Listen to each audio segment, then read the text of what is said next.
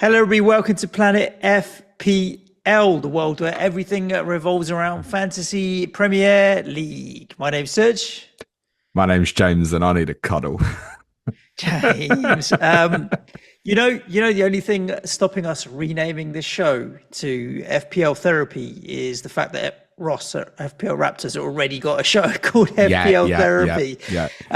But we do need a little bit of. I think probably between me and just you, therapy. The only thing that's stopping us calling this podcast Planet EFL is the fact that, as it stands, we're both unlikely to go down together. Yeah, it's true. It's a bad weekend when your joy comes from other people's defeats. Like, the only joy I can find in the weekend is the fact that you guys lost as well. The only joy you probably found in the weekend is the fact that Arsenal lost and didn't win the Carabao Cup, at least, because that could have been a painful day. It's not been a great weekend, James. Your team lost, my team lost, sitting pretty at 17th and 18th in the table. We will review the games when we get round to them. We'll talk maybe a little bit about it before we get into the games. 8 games to review in this episode. We do then have a 2-week break. So a reminder to you as listeners, we've got a 2-week break followed by FA Cup. So we've actually got a 3-week break from FPL. And Premier League, but there is a 2-week gap away, during which time we will be taking a break from content as well, which we'll talk about a little bit later. But I think everybody should be in the mindset of switch off, log out, and take a break, because there's a lot that's going to happen in the next couple of weeks, and it's been a pretty intense kind of weekend and period, and All right, thanks for listening. Ciao. Bye. Look, when your captain starts the Friday night game and gets you 26 points in a blank game week with only 8 fixtures, you're thinking, all right, this could be all right. And then after that, I got points from Harry Wilson, DEFCON from Igor Thiago, DEFCON from Van Dijk, who never seems to get a DEFCON, because I feel like every time I've had a DEFCON from him, he's either conceded more than 2 or got himself booked. And so you never feel like you're actually getting the points off him. James, my game week's been rubbish. I sold Freddie Potts for Harry Wilson. He actually played.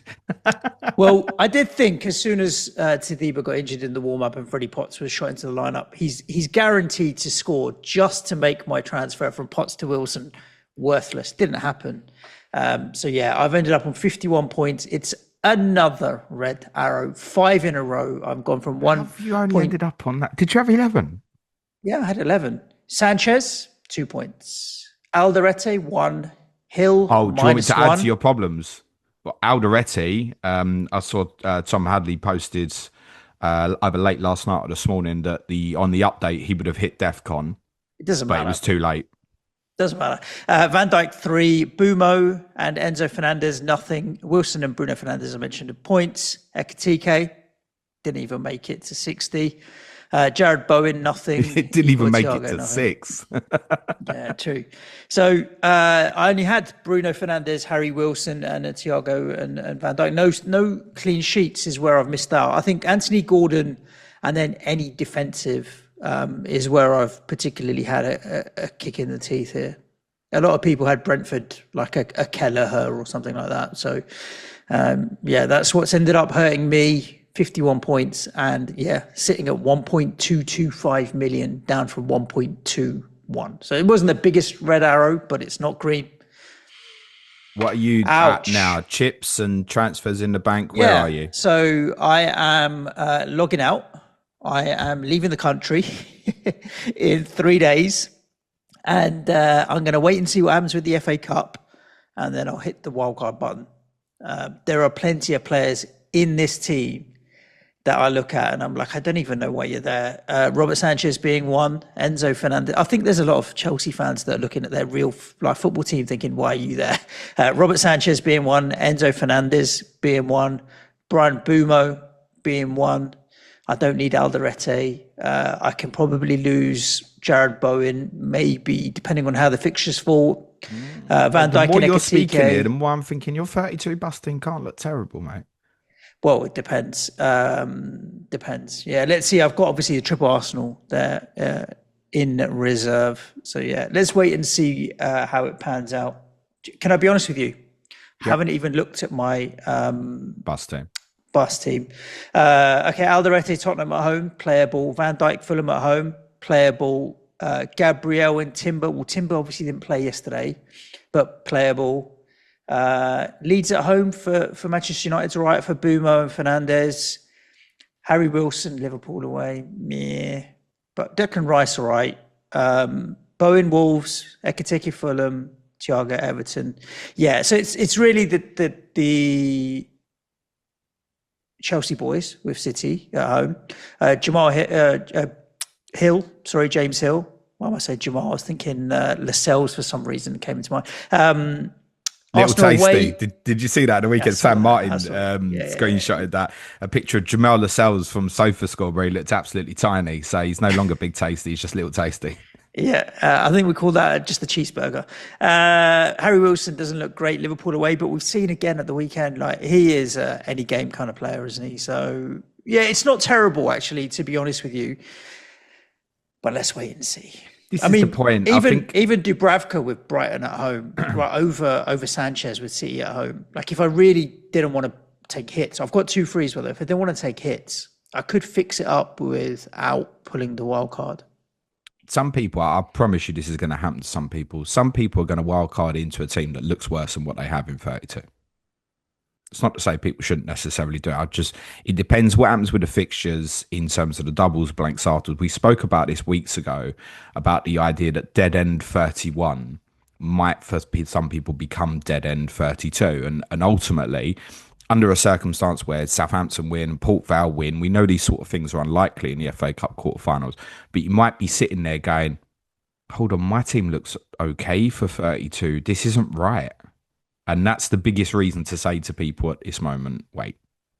Yeah, I mean, it doesn't help as well that like Chelsea, obviously if Chelsea win and double and you want 3 of them, but they don't look in great form, right? Even a bad Chelsea though can beat No, Port but as Vale. a consequence, you could go, I'll go treble Brighton against Burnley. And then actually Brighton's double at the moment, or Tottenham away, Chelsea at home. Like you wouldn't at the start of the season have gone, that's a great double. But actually but right now, looks right it is. right now. Yeah.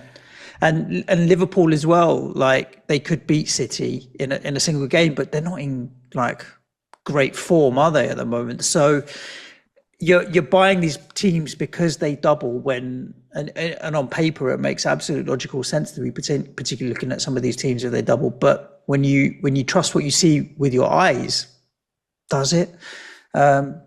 Your game week was a little better, helped by some defensive clean sheet points in the end. But you didn't make it to 11, James. Or you kind of did, yes, you? Yes, I did. You did. I'll certainly take the small red arrow of I dropped 750 odd places, I think, 14k now. 58 points for myself, which, I mean, a bit of a roller coaster of a game. I'm sure lots of people, I mean, just in the Bournemouth Manchester United game, it's so swingy in terms of individual players. We'll cover a few of them when we do the game. But obviously, I captained Harry Wilson. So Bruno Fernandes obviously returning well Friday night with a 13-pointer. And then James Hill own goal to add insult to injury. No DEFCON to go with it. So I kind of effectively was basically 14 points down against the field straight away on Friday night. So Brighton Liverpool then had Ekitike go off really early. Brighton score early. Van Dijk obviously only the 3-pointer. Joachim Anderson very late hit of DEFCON in the Fulham game against Burnley for a 4-pointer. Obviously I captained Wilson, somewhat relieved that he scored. It's still a good return. If you'd have told me to start the week, Wilson gets 9 points. Been very happy with that. Didn't have any coverage of Everton Chelsea. Had the treble Brentford going into the Leeds game. Obviously, no Dango in the starting line. I was like, what's going on here?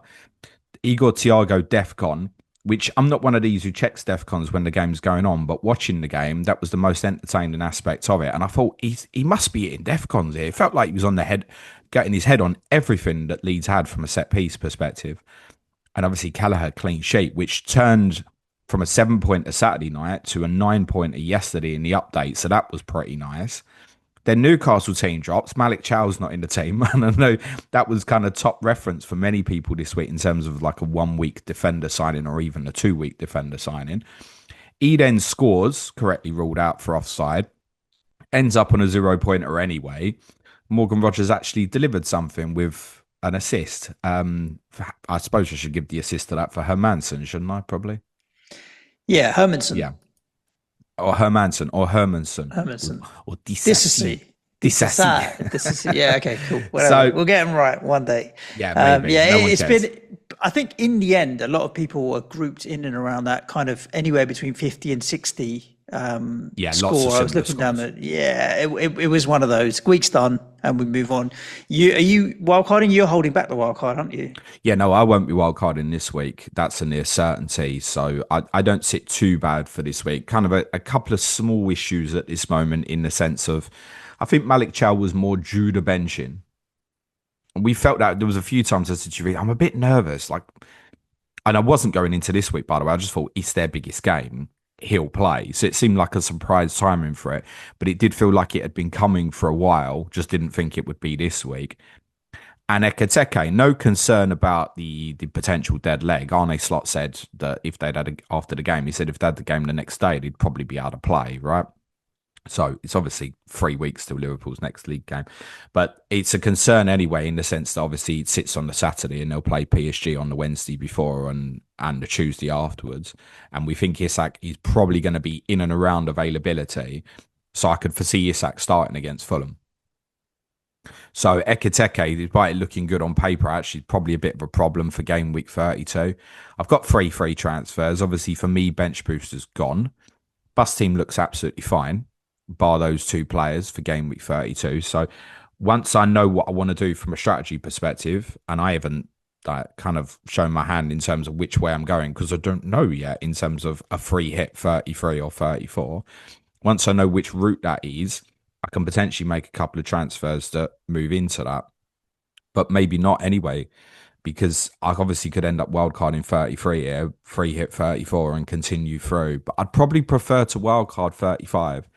In my head, if it goes as planned, I can see me free hitting 33 and run into 34. So then things like if West Ham didn't double and they played in the blank, going Ekiteke to Bowen in 32, having him for the Wolves and Everton home games, and maybe dealing with Malik Chow and even going something like Diouf, just go, right, I'm going into the 2 West Ham to cover off 32 and 34. Sunderland is another option. Go back into them for Tottenham at home and Nottingham Forest at home 34 under that sort of circumstance. But let's wait and see. I certainly ain't pressing any buttons at this point in time. I think the only thing I could tell you for game week 32 with certainty is unless he gets injured, I won't be taking Bruno Fernandes on in this particular week. He'd look the standout captain by an absolute mile in 32. Ironically, next best choice is Haaland, I think, with the way Chelsea are defending at the moment. So I'm quite content that he's still sitting there. But yeah, Bruno Fernandes at home at Old Trafford at the moment. We've discussed his home returns a number of times. Don't really want to argue against that.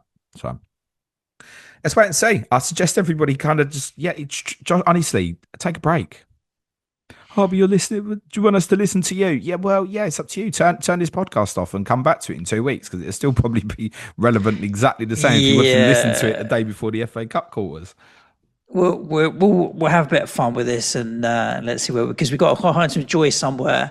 We'll talk about your team and my team in a second. Talking about taking a break, James, in terms of the schedule for the next couple of weeks, do you want to just let people know when we're logging off? There's a post that's publicly available on Patreon that explains it as well, right? I think the schedule. Schedule's out, yeah. So we're only going to do a 4-day week this week. I'm having a me weekend, and you're flying somewhere on Thursday as well, I think. I am. Touch wood. We're going to take a break from content and return on Tuesday, April the 7th. The reason Tuesday is a bank holiday here in the UK. We'll return Tuesday, April the 7th. Myself and David will do our final chips and strategy podcast of the season following the FA Cup quarterfinals, and then we can properly look at what our plans are. We're going to keep podcasting through the World Cup and stuff. So this is just a little bit of a break for us. Then we'll take another bit of a break after the World Cup. So what we got left this week, People's Poll podcast is out. My brain was in no position to be thinking about topics yesterday. So I messaged you late and went, right, bollocks, let's put it out to the people. Three potential topics to vote on: the title race, the race for Europe, or the bottom three relegation scrap. So that's just gone live now on Twitter to vote on. You can vote on that up till around about 4 p.m. UK time today. That will be our podcast that me and Suj will do tomorrow. Wednesday's Ask James. Please try and bring some non-FPL content to that, guys. Yeah, cool. Thanks. Thursday, me and David will do the Weekender on Thursday. We'll discuss any headlines from the week, which, who knows, may even include a managerial change or two somewhere, and have a look forward to some of the international stuff as well. Obviously, big week for several of the home nations. We've got playoffs and stuff this week, and I suppose we'll have a debate about England's squad and who's in and who's out and that sort of thing as well. There's more on Patreon as well. Q&A today, Tottenham tomorrow. One of our patrons, James Morrison, is hosting a quiz for me on Wednesday on previous World Cup playoffs. And then on Thursday, what have I got on Thursday, Suj? I'm not sure. Me and David are going early on our UCL fantasy preview because, again, we're not going to return till Tuesday the 7th. And that's obviously when the UCL will restart that night as well. So we want our focus when we return to be on the Chip Strategy pod. We're also releasing for all of our paying patrons the advanced tier Zoom call. We're going to record it this week and release it as a podcast. That'll be our final bit of content that's released before we take a break. Lovely jubbly. You can find more about that kind of stuff on patreon.com/Planet FPL. Right. In the meantime, do you want to talk about your club and my club yesterday and what they're putting us through? Or shall we save that for when we talk about the games, James? And we've obviously got Tottenham tomorrow. We might be talking the relegation battle tomorrow as well anyway. So let's see how this vote goes.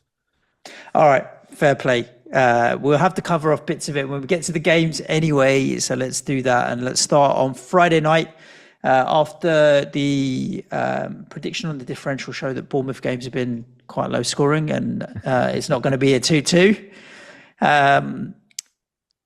It was a 2-2 in the end. You literally said, we had a conversation about 6 weeks ago and we said, we feel like they're the most likely team to have a 2-2 draw.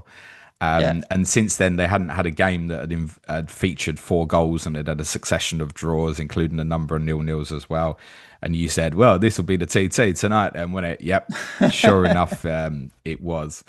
I didn't put my money where my mouth was, though. So, you know. No, but you won't get rich gambling, Suj, I can tell you. Not with the amount you spend anyway, definitely not. So intriguing game, which kind of very much more came to life, obviously in the second half with the goals there. So controversial moments in terms of penalties, no doubt whatsoever on the first one. What goes through Alex Jimenez's mind when he pulls Matthias Cunha? Nothing. Nothing goes through. It's one of those brainless moments, right? It's similar to Mickey van der Ven against Palace. Yeah. You don't actually think in that moment. It's just an instinctive reaction. No, but in the Mickey one, obviously that's worse because it's a red card. But you're thinking, shit, he's going to score. That wasn't quite the moment here with Cunha, right?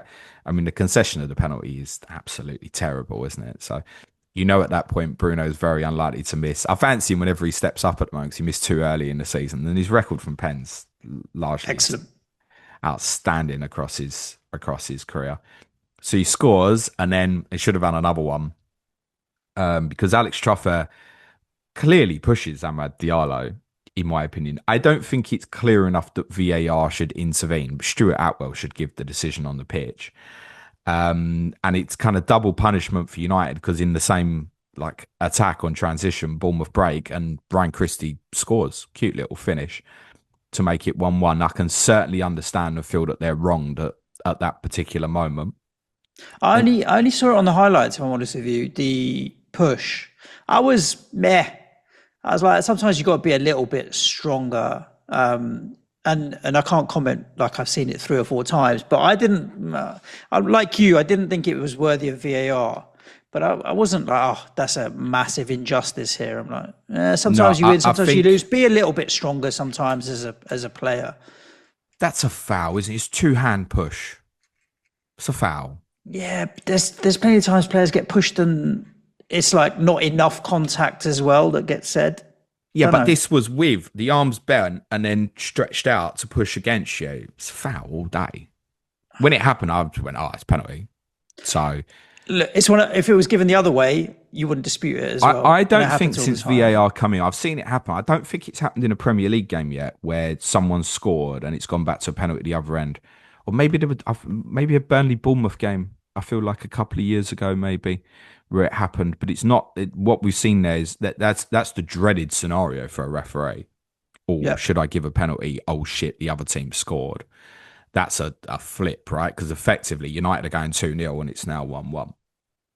They score again. And the wild moments, I think, because the camera's really low at Bournemouth because of the size of the stadium, it wasn't clear what exactly had happened in the first instance. So Fernandez owners probably at the first instance didn't know whether they'd got the assist or not. Maguire owners probably thought that he'd scored. And for me as a James Hill owner, it wasn't till the second replay I went, "Oh, bollocks, that's come off him." It's an own goal. The decision of the award to Bruno Fernandes assist is correct. I think the wording in the terminology for the rules can be interpreted a little bit ambiguously because it says like if there's two touches, then you don't get the awarded the assist. But obviously in this scenario, the second touch, despite being often a defensive player, is the scorer.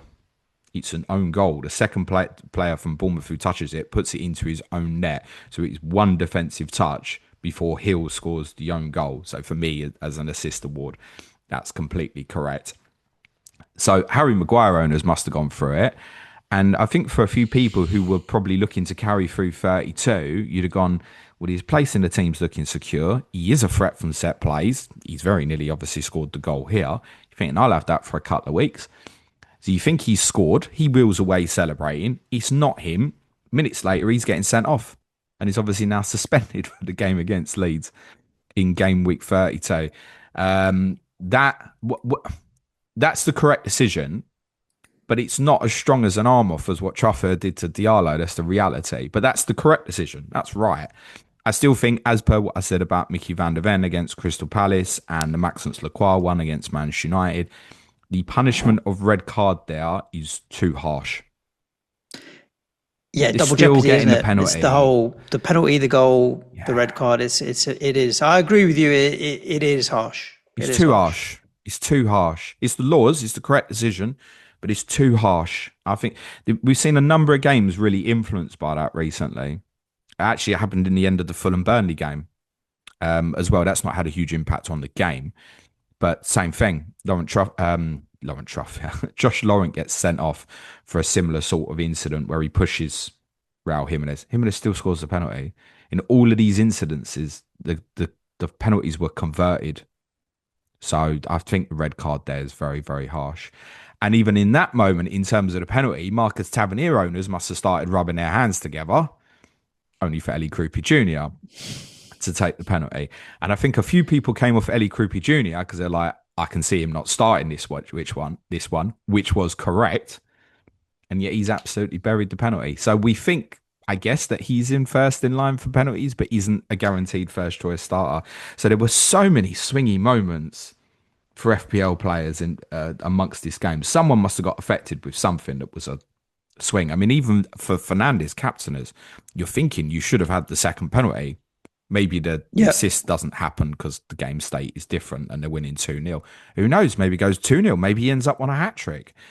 So I actually feel somewhat fortuitous to have got away with him, only ended up on the 13 points in the end. Not a terrible Yeah, I result guess for United. because the under EO for you circumstances. is over 100%, right? It was the same for me. So I wanted Monster. more from him. If you just said to me before the game week, you're going to pick the right captain because obviously 13 points is no problem, I would have taken it. So I'm not really overly what could have been, might have been. I'll take my 13 points and I'm very happy with that. Not really looking to add any Manchester United coming off really. Brian Boomer, even when he's been playing number 9, like he's not delivered at all. So he's not likely to make it through wildcard with me. James Hill stays for me, even though at the moment he stays. Like I'll just bench him.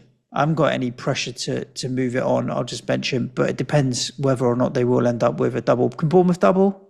Yes, they can if Leeds beat West Ham in the FA Cup. I think it would be near guaranteed under a circumstance where Chelsea lost to Port Vale as well.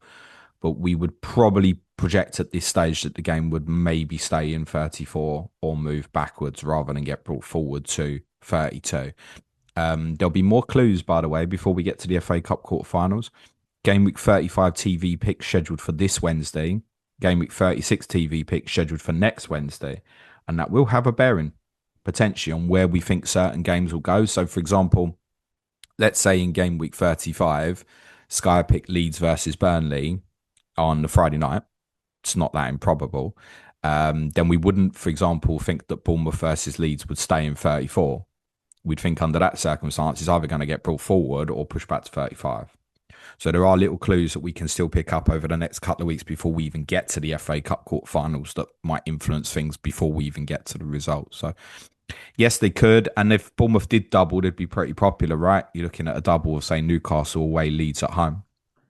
So I think you'd potentially be looking at that. The home fixtures in a row either way, 34, 35, Leeds, Palace. I mean, imagine they doubled in 35, Leeds and Palace. And say, for whatever reason, City didn't end up with another double. Well, people looking at Marcus Tavernier as a triple captain under that sort of circumstance, maybe. So I'd keep them on radar in terms of your thinking, but it'll probably depend on what people's strategies are and how their fixtures land.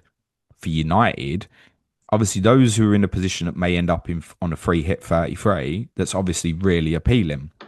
So Leeds at home 32, Brentford at home 34. I think the run of fixtures 35 to 38 is okay. Beauty with United, no other commitment. So it's only obviously the one game of the week. They only have weekend games moving forward. So for me, as a Malik Chow owner, who might maybe have a problem heading to 32, Harry Maguire would have been top of the shop for me. He obviously isn't now. He's suspended. I don't know if I want to invest in anything else United defensively, to be looking at like Shaw, Dalla or anything like that. You're saying you're really frustrated with Bumo. I personally would be quite happy to go into Cunha for under that circumstance. If I decided I was free hitting 33 and wildcard in 35, United with home games against Leeds and Brentford 32, 34 will appeal. And I'll potentially want some of that. So very much looking. But yeah, none of it as good as Bruno Fernandes. No doubt. I mean, he's excellent this season. Excellent. Player of the year for you? No. Oh, I wish I hadn't asked that because you're probably going to talk about Declan Rice for half hour like you did on Tottenham last week. No, I will not. No, I don't think so. I think just because of the fact of where they're going to, like, they're not going to win anything. And I think, are you talking just Premier League? Not sure. I was surprised, James, that he'd only scored 8 goals this season. If because of the amount of points he racks up in FPL, I feel like his attacking output has been higher. I felt like he'd scored more goals this season. Monster number of assists. You had Defcons were there occasionally earlier exactly. in the season. So he's like, don't get me wrong, he's having an incredible season. Well, we'd said going into this one of the reasons I took him on was he'd only scored in one previous away game all season. And since then he's been double digits week in, week out. Yeah, I'm not against it. Let's wait till I see how the rest of the season plays out. Should we talk about Brighton 5, Liverpool 1?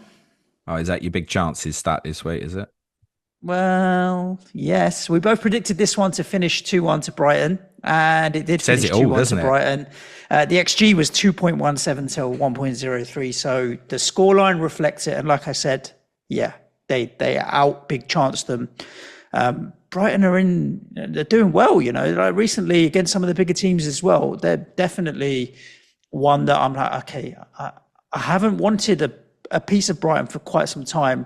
Just kind of, where do I go and who'd be good to get? But actually well on radar, like Verbruggen, for example, as a replacement for Sanchez might be one that I consider. Yeah, good result for them. Yeah, so they sit not top of my ticker, they sit third on my ticker from here in terms of remaining fixtures, ignoring where fixtures may or may not go. But under a circumstance where they doubled in 33 and Leeds didn't, if you're free hitting 34, I think they go right to the top of my ticker, actually. So Burnley away and then the double we'd said, maybe Tottenham away, Chelsea at home. Newcastle away, sloppy. Wolves at home, Leeds away, United at home. Like, it's a good run of fixtures for Brighton. And it's very conceivable that people will wildcard to bench boost and go for Bruggen, Van Heck, Welbeck. I think people may even find themselves subject to doubles, almost forced into potentially picking Welbeck under that sort of circumstance. And it's nice that he's obviously hit a little bit of form. But his others, Pascal Gross, Mats FIFA, I mentioned even Jack Hinshelwood recently is playing like a kind of almost like a 10 position and has ended up with the assist here for Welbeck. So I think there's Gomez, a few. 4.9? Joe Gomez of Liverpool. Diego Gomez. Yeah, potentially. The only thing I think he's been playing wide off the right, basically, and it's not kind of a natural position. Minter's played the last few off the left, and obviously Matoma is fit again. So I just feel like, particularly over a double game week, could easily be right. It's Matoma left again, Minter on the right. It's interesting. We didn't mention Minter, but that's a player that's capable of going off, isn't it? So suddenly, from feels like nowhere, there's loads of them. I mean, there's more Brighton assets you'd want to look at than Chelsea at the moment, for example. Yep. So I think, yeah, and the fact, obviously, they've got Burnley as well in 32 makes you potentially want to look at it, doesn't it? So, yeah, I think it will probably lean in now where if they end up doubling in 33, people will potentially go 3 of them on wildcard. Yeah, I wouldn't double up it defensively. I wouldn't get over Bruggen and the Van Heck or something like that. I think 1 defensively is all right. I don't really want 2. And then I'd be looking at the attacking. Here's the thing: if you, let's say the fixtures go as planned, if you wildcard in 32 and bench boost 33, I say to you, right, go on then, pick 2 goalkeepers and 5 defenders without picking a Brighton player. I'll pick 1. You're gonna struggle. I'll pick 1. I don't want 2. No, I'm saying no from the other teams.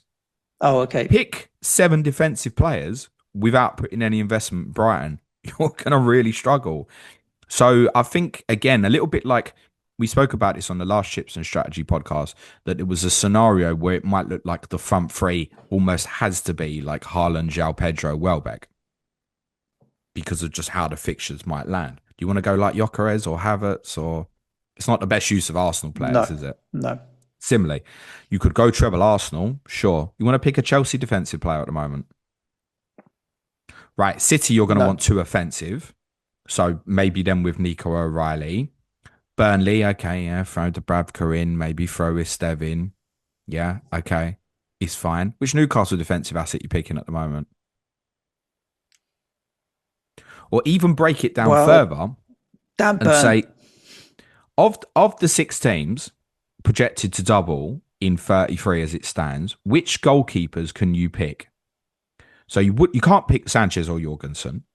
Dubravka, I think, fine. You're not going to go Donnarumma. I don't think you can go Ramsdale or Pope. And you're going to waste the Arsenal one Raya. Some people might want to do that. It's fine. So there would only be 3 keepers you could pick: Raya, Verbruggen, Dubravka. So by natural consequence, I think Verbruggen will be popular. And then when you look at defenders, you're going to go, actually, Van Heck is better than... Van Heck is a better asset at this moment than any other Chelsea defender. Is it DEFCON again at the weekend? He is. Yeah. Yeah, I can't argue with it. I think it's only if I'm looking for attacking returns from the Chelsea guys, like a Cucurella or something. But pound for pound, definitely, I agree with you. So you might not want double Brighton defence. My point is you might end up with it. And that's worth bearing in mind for other people, that very suddenly their defensive EO could look quite strong. 32 is Burnley away. If you go for Bruggen and Van Heck, every chance you're going to play them both.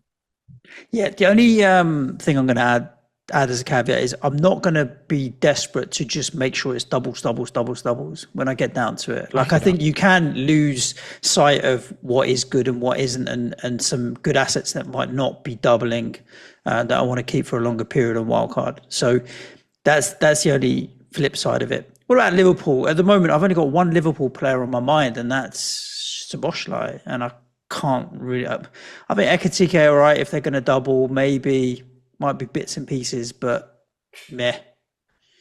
He Yeah, is he's the I don't know if statistically I'm right. I'm going to have a look, but I feel like he is the typical 2-2-2-2-15 Ekitike. Let me see.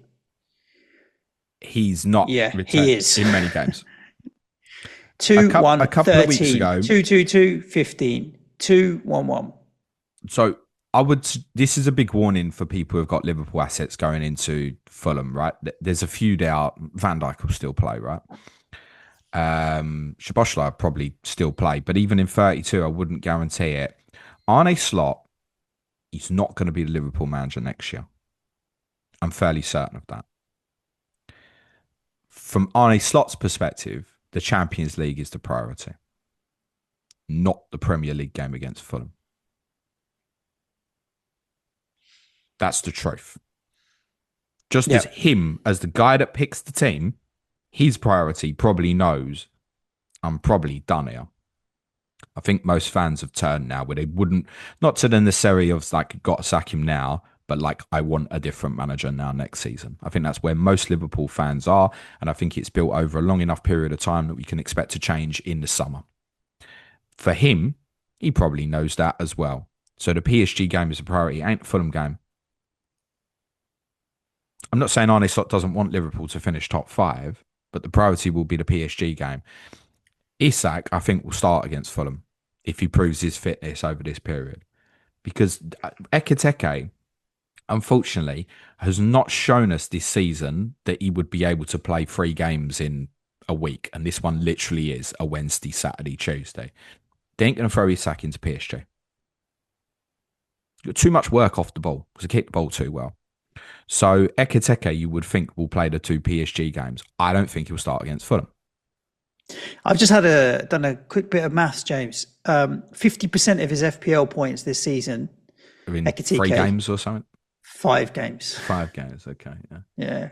He's got 60 points in 5 games and then 65 points in all the others combined. I captained him in one of them, so it's not too bad. But yeah, I wouldn't be looking at Ekitike. He's one who would be a late decision, right? Because what if they went, right, okay, first leg away to PSG, we're not going to play with a 9.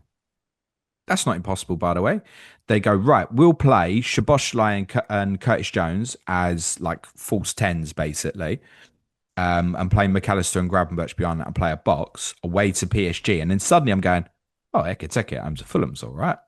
I'll take that. So that needs to be left as a late decision, see how you feel rolling into that. And I think that would apply to other Liverpool assets as well. What it also means is if they beat City and double in 33, if people are wildcarding into that, to bench boost, awkward. Truthfully. To know which ones will get minute. That's why like Van Dijk would be an auto pick. Also, let's wait and see what the information is on Alisson's injury because he himself has suggested he's going to miss a period of time. If he does, then Mamadashvili at 4.1 will certainly get some interest. He made quite a few saves. I don't really trust he's the not defense. Alisson. He's not a bad keeper though. Listen, if you can have him at 4.1, if you've heard that Alisson was out for the rest of the season, then him at 4.1, you're gonna want to look at, aren't you, under your circumstance of whatever your strategy is and stuff. Salah obviously missed out. We haven't got information yet on whether he'll be back for the PSG tie or not. We know he's not going to join up with Egypt. I think you're probably right, though, Suj. Szoboszlai would be the only one that you may be looking at the moment. And arguably, despite the fact it's a nice home fixture in 32, they're probably going to look like an avoid. And Van Dijk will still be an auto pick if they double, or again, if they don't, you're heading 32 and 34. He's still going to be an auto pick. You ain't going to do shit about it.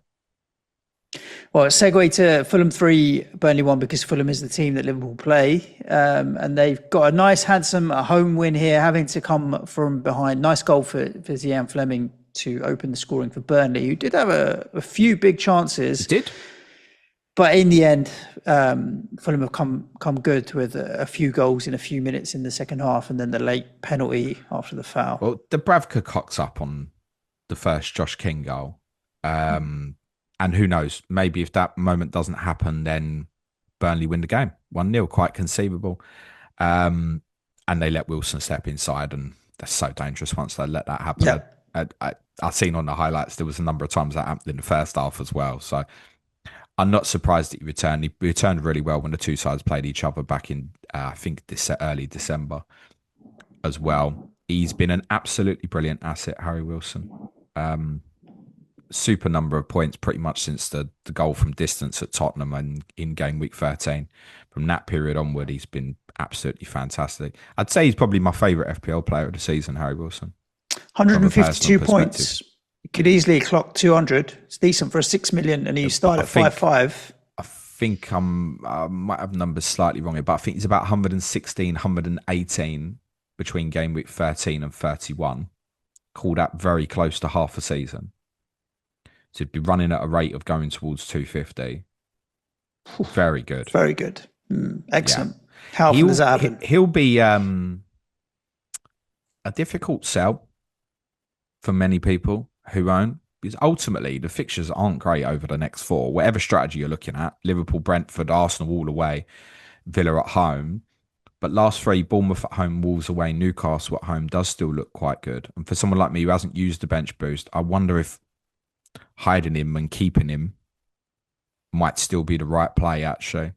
He's had an absolutely brilliant season. We were concerned that Raul Jimenez might not start. That proved to be correct. I did think he would start, but we just had a little bit of concerns after, obviously, some personal circumstances where he lost I think his father died, didn't it? Was it such? His dad passed away. We were a bit concerned Muniz might start. Obviously, ultimately, he's still come on and scored the penalty. That run-up needs looking at, by the way. There's a lot of stoppages in that run-up. I hate those stuttering full starters. I just hate it. No one particularly likes them. Yeah. But actually, you're probably not looking at Fulham investment now. You may be more looking to move on, I think. They've got themselves in contention for a European spot, but on the eye, them fixtures don't look great with what's left. So, Andersons, etc., probably binnable. But as said, Harry Wilson will be a difficult bin. For Burnley, obviously, look, we've spoken about Brighton playing them in 32 and then potential double. It exists, obviously, for Burnley as well. Brighton at home, then it's Forest away 33. Obviously, extra fixture if it happens for them would be Manchester City at home. You'd be surprised if someone like Estev didn't hit DEFCON in one of the two games, at least. Dubravka will be auto choice for many. I'm still cheaping it out on the keepers. Let's hope you get some save points and the like. Fleming might become interesting for people. I think under a circumstance where we've said maybe it'll have to be like Haaland, João Pedro and Welbeck. What if one's injured? Where do you go then? Is it Fleming? Well, you play two up top. Well, again, you can't pick a Newcastle attacker at the moment. I don't think you'd want to pick one of the Arsenal attackers. So you're not left with much. You basically got your choices on current projections for forwards of Haaland, João Pedro, Welbeck and Fleming. That's your choices. So if one gets injured, he's suddenly going to become a bit interesting to people. And do you know what? He's ticking over all right. He's 5.3.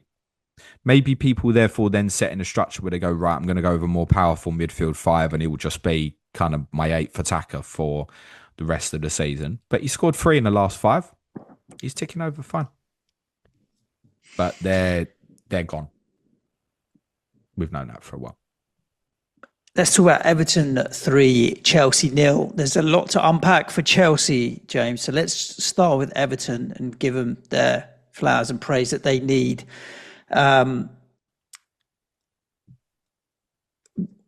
just want to buy Jordan Pickford as my goalkeeping replacement, to be honest with you. We do this every year, don't we? I know. And I look at the home fixtures. It's Liverpool at home, City at home, Sunderland at home. So Liverpool and City are their two toughest games. And they're both at the Hill Dickinson.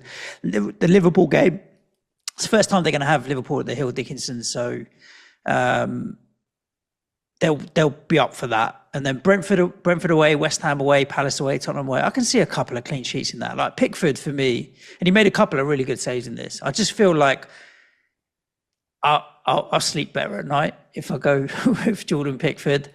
But their performance was really good in that they just managed the game really well, didn't they? They just knew how to play Chelsea. And There's a lot of talk you've talked about in this show as well about like vertical passing being the thing that can hurt teams, and a lot of clubs like yours don't have anybody that plays these vertical passes.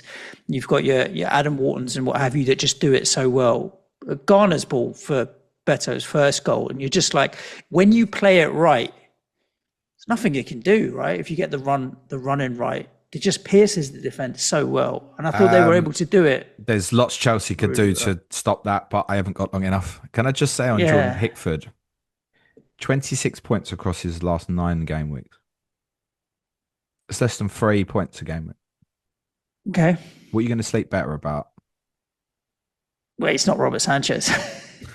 It's a fair answer. It's not Robert Sanchez.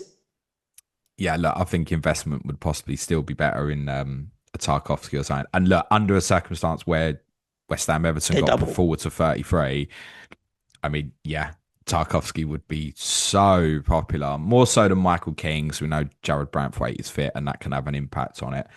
But yeah, we've mentioned circumstances here. Yes, Pickford as well. Tarkowski could suddenly become really interesting.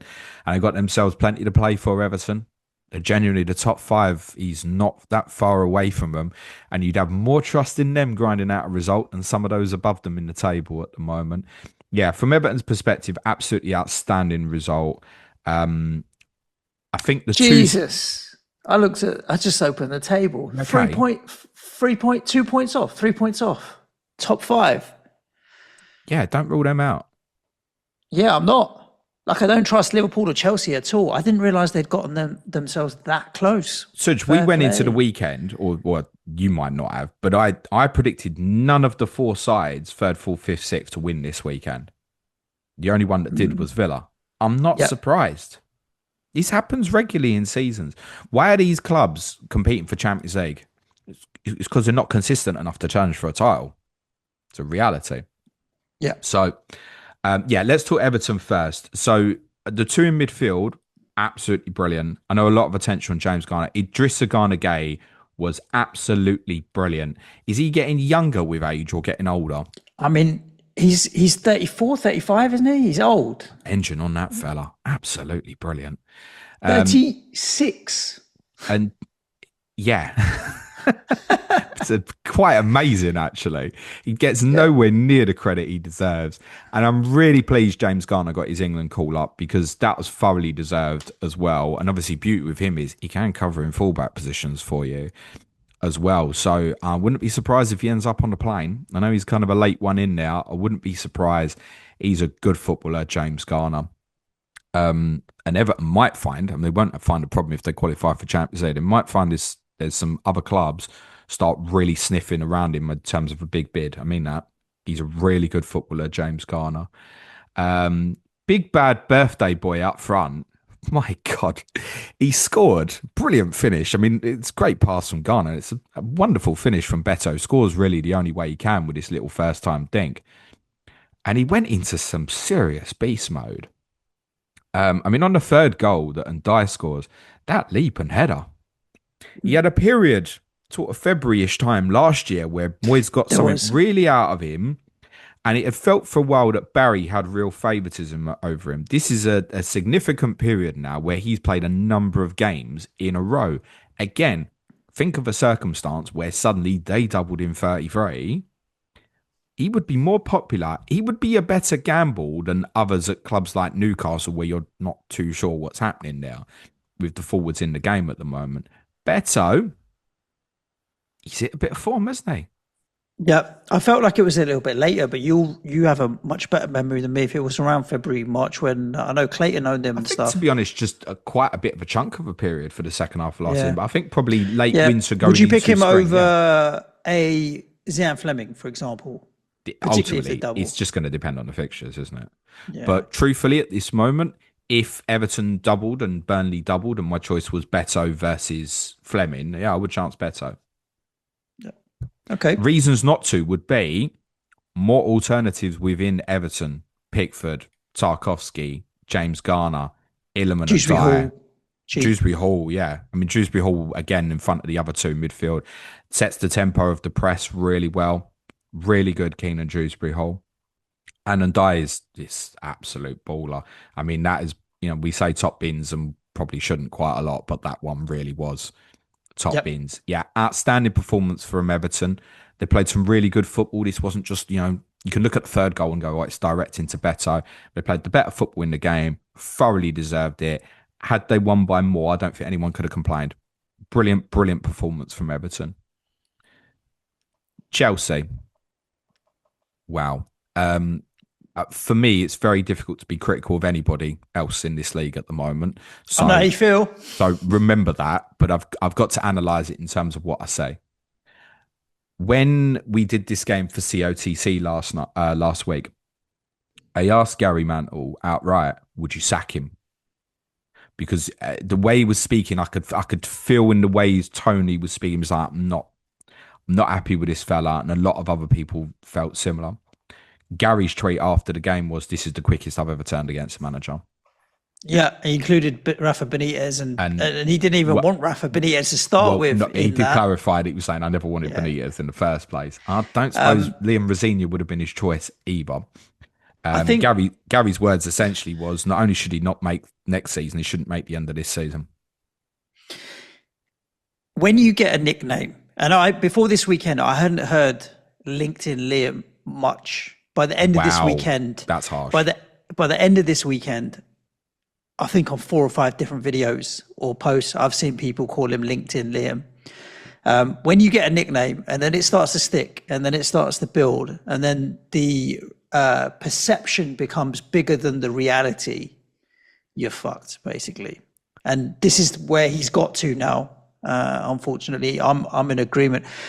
Do I think he can manage? I think there's a manager in there. I think he's clearly got brains and understanding about football and what have you. I was trying to draw parallels to when Graham Potter came in and the timing was all wrong, and he also came in halfway through a season, didn't have time to implement his ideas and so on. I just don't know if it doesn't work at that club, and you're not really a project manager isn't really what Chelsea need, but they have been bad. I mean, this is talking about 4-0 against Newcastle and Everton combined. That's 8 goals conceded against PSG. And so what's that? Make it 12 goals in the last 4 games they've conceded. Yeah, not great. 3 goals that they haven't scored in when you've got João Pedro, Cole Palmer, Enzo Fernandez, Pedro Neto, Esteval coming off the pitch. Yeah.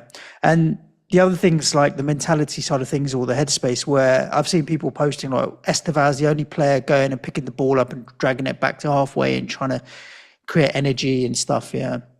When after the first few games, and he did well in his first few games, I did see stuff from the players that were like, yeah, he's cool. We do like him. He's a good manager. I like what he's trying to do and so on. Do you think that was all lip service and that the players are not behind Rosenior? So I think he's on...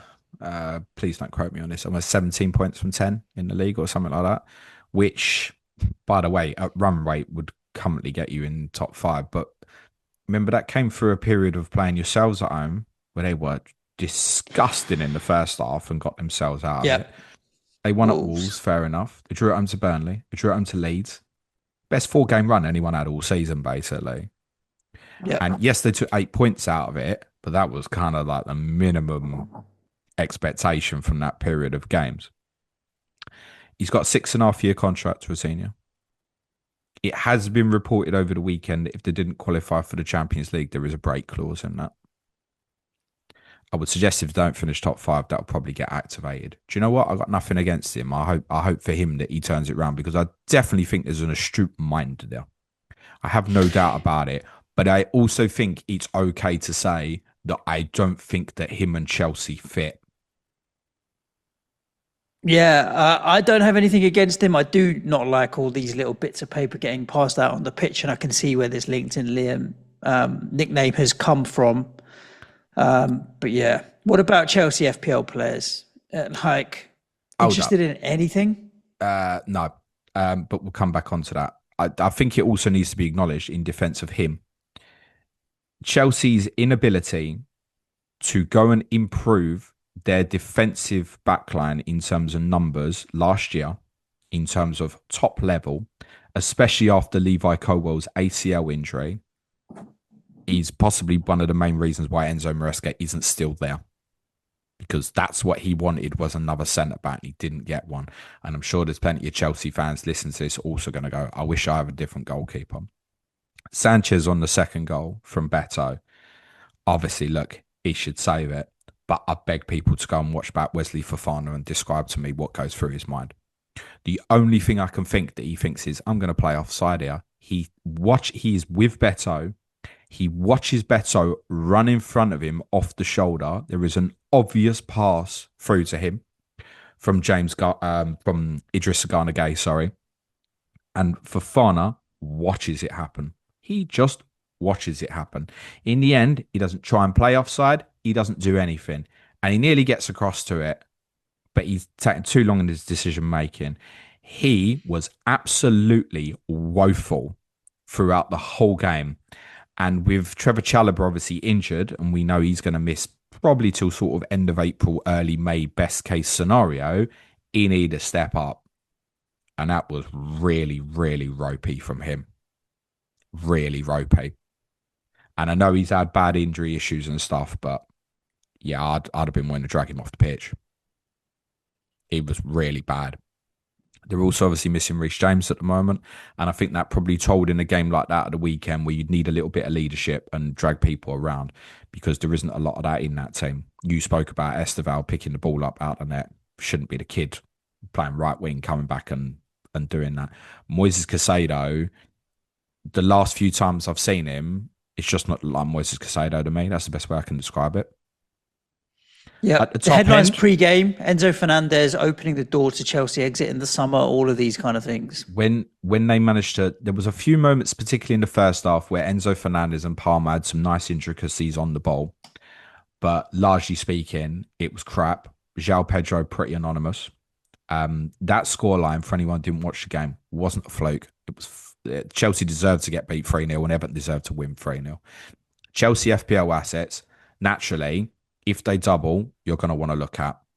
I don't know where you even begin defensively. I think if they double, Cucurella by default will start getting some attention. That'll be Man United at home, Brighton away. Yeah. Amazing double. I don't know. And you're going into City at home before that. That was sarcasm, by the way. I'm not loving it at all, mate. I knew that, but thanks for clarifying. Well, so defensively, you wouldn't want any of it. You wouldn't want any of that at the moment. And in the likes of Fofana or Hatta, whatever, good luck even trying to guess that they'll play Saturday and Tuesday anyway, because that's what the double will be for Chelsea if it happens. So by default, you are looking at offensive ones. João Pedro, truthfully, would be an auto pick under the circumstance of current projections because of the lack of forward options. Enzo Fernandez, I think, will end up being quite popular because it will be difficult to fit Palmer in. Whether you'd want to pay for Palmer or over Enzo anyway is quite debatable at the moment. By consequence, I think Neto will get a bit of attention. By consequence, I think Caicedo will get a bit of attention. I actually don't hate that with Caicedo because you would think over 2 games he hits DEFCON, so I'd hope that that's a minimum of 6 points. Problem is, yellows, etc. Yeah, the best news I could give Chelsea fans today is that Liverpool also are shit at the moment. But there's teams behind them now. Oh, Everton all fancy chasing this. I don't know if Everton can have the. I don't know if Everton can have the consistency to push ahead of Chelsea, and they also might hit a bit of nerves if they get close, possibly. But Chelsea are in a bad way. All right, let's talk about Leeds 0, Brentford 0. I mean, I don't know if we need to talk much about the game because, like you said, it was pretty boring. I didn't watch it or put myself through it. Luckily, so as it stands at the moment, Brentford won't double, but Leeds could, if they beat West Ham, have a double of Wolves at home, Bournemouth away, which might be quite interesting for people, though. If you're wildcarding 32, it's Manchester United away. It doesn't look great, so maybe you want to pick a couple up after you know what happens with the FA Cup and maybe going into 33. But yeah, anything from the game to take away or anything FPL-wise? Dango didn't start, came off the bench for you. So I think Keith Andrews had said that he hadn't had like the best week of training, kind of leaning into the idea that maybe he'd had a little bit of a minor problem. But I think what this was probably more, I think he was probably maybe using that as a bit of an excuse for not picking him. Because I think as a front two, he probably prefers it to be Sade and Thiago. And I think he probably had a deliberation this week in far more detail than I deliberated ahead of the team news stream was, why was it Nemecha and Calvert-Lewin at Palace? Why did it suddenly move that way? Because Nemecha can play wide and kind of played off the left-ish, and he certainly drifted out that way a lot. But he's not like a winger, per se. Yeah. It's more of a central player. Was it something to go against Palace's back 3/5 the week before? Now, obviously, red card happened, taken off at half time, goes in a different direction. But I think he'd looked at it and thought, if they go with them two again and I go with a back four, I'm concerned. That's, I think, the conclusion that he came to. So he played a back five with Ethan Pinnock, we've hardly seen this season, played in the middle of the back three. And truthfully, Lewis Potter and Quixote spent more time defensively than they did offensively. It felt like a back five quite a lot. And it felt like Brentford were prepared to accept the game was going to be ugly, but they were going to do everything they could to make sure they couldn't get breached and would fancy that they'd have opportunities the other way. Neither side particularly had opportunities. But I think that probably explained the way Brentford's strategy, and therefore he's not going to think, oh, against Everton in 32, they'll go Beto and Barry. Do you know what I mean? So it probably goes back to a back four again.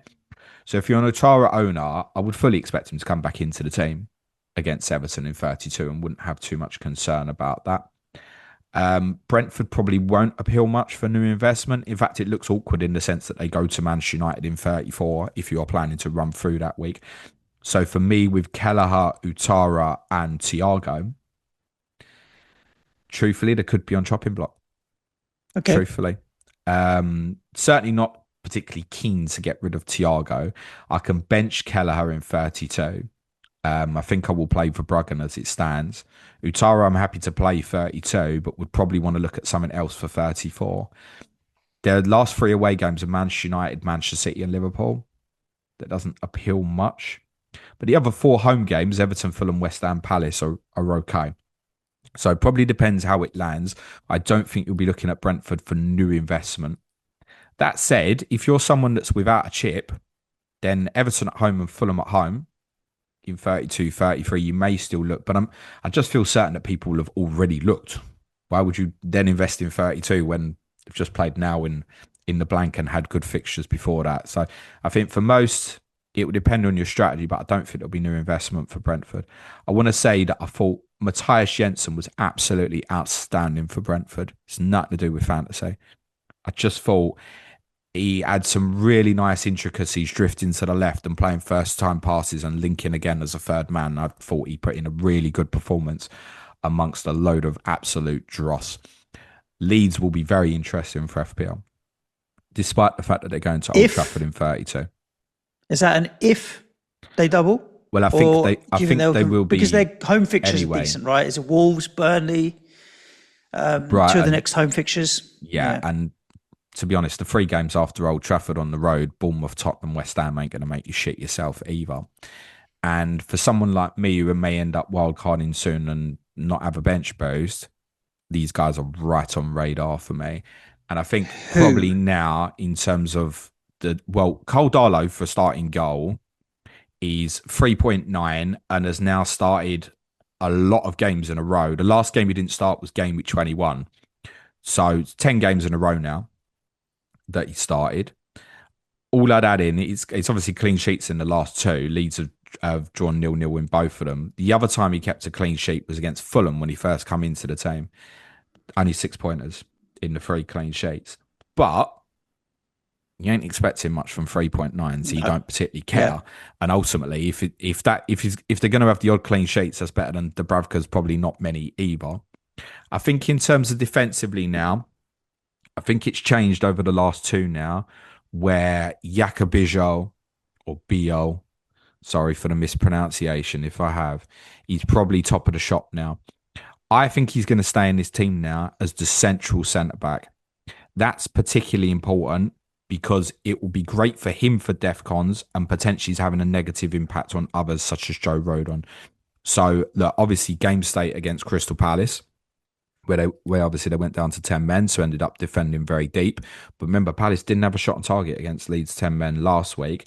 And obviously against Brentford, you're dealing with these Coyote long throws and stuff like that as well. But it is 34 DEFCON from BL across the 2 game weeks. He's 3.9. I think that jumps to top probably of the defensive ones there. I'd probably at this stage think that he'll stay in. I think they're better defensively with him. We spent a lot of the first half of the season being surprised at how long it took him to get in. He's in now. I think he'll stay in now. There is a small caution to that in the sense that Goodmanson was suspended. Goodmanson will probably come back into the team. That could shove Jayden Bogle to right wing back, which might shove James Justin into a back 3.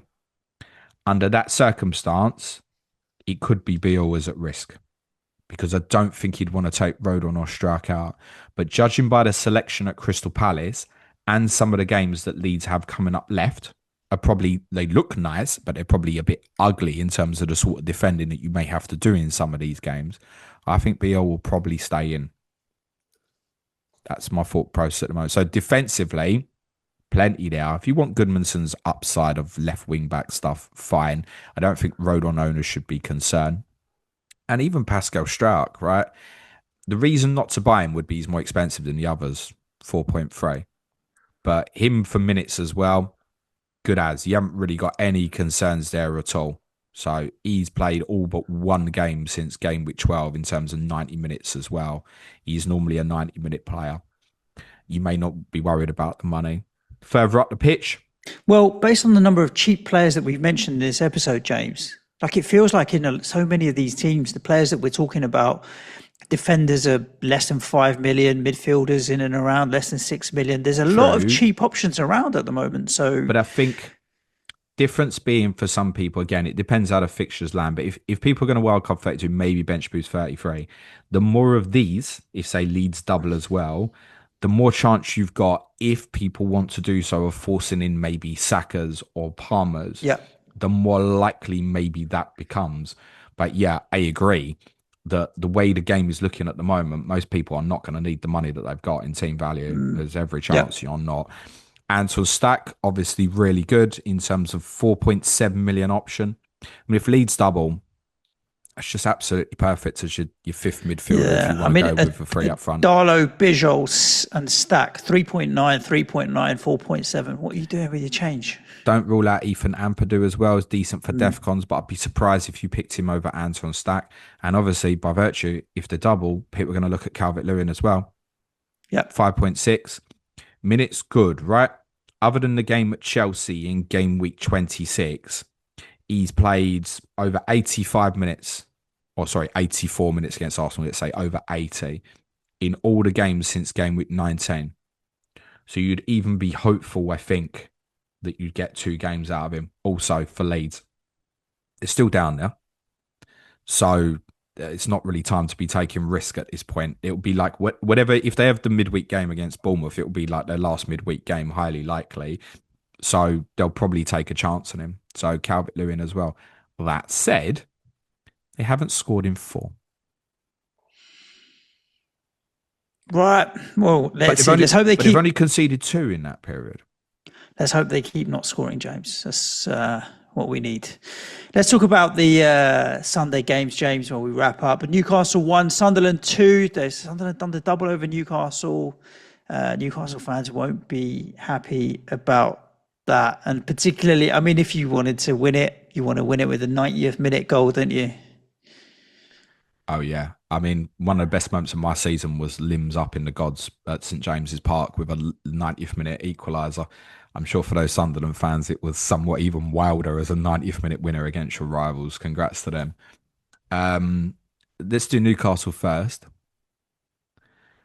When Simon Bibby did Clash of Correspondence with Alex Trembath prior to their victory against Manchester United, he said that he was very much kind of still on side with Eddie Howe, but losing to Sunderland specifically would probably change that.